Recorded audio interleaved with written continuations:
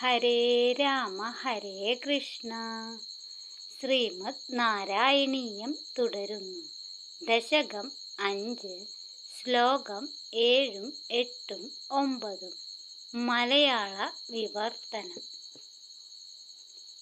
അല്ലയോ മഹാപുരുഷനായ ഭഗവാനെ, അങ്ങയുടെ ശക്തിയാൽ സത്വഗുണപ്രധാനമായ വൈകാരികാംശം മനസ്സ്, ബുദ്ധി, അഹങ്കാരം, ചിത്തം എന്നീ 4 വൃത്തികളോടു കൂടിയ അന്ധകരണത്തെ സൃഷ്ടിച്ചു. തൈജസ രൂപത്തിൽ നിന്ന് 10 ഇന്ദ്രിയങ്ങളും സംജാതങ്ങളായി. ഹേ ഗുരുവായൂരപ്പ, അങ്ങയുടെ അപാരമായ ശക്തിയാൽ ആകാശത്തിൻ്റെ വെറുമൊരു തന്മാത്രയായ ശബ്ദം താമസാംശത്തിൽ നിന്നും ജനിച്ചു.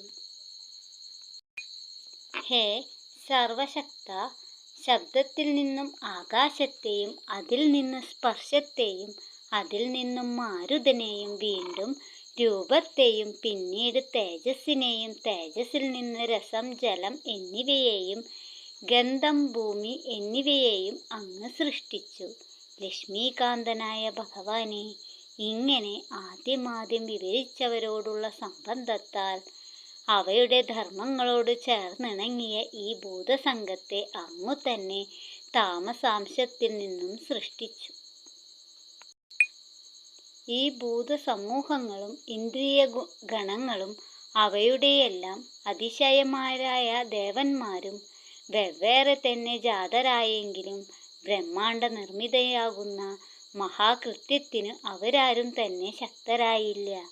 ഇന്ദ്രാദി ദേവന്മാരാൽ നാനാവിധ സൂത്രങ്ങളെക്കൊണ്ട് പ്രകീർത്തിക്കപ്പെട്ട അങ്ങ്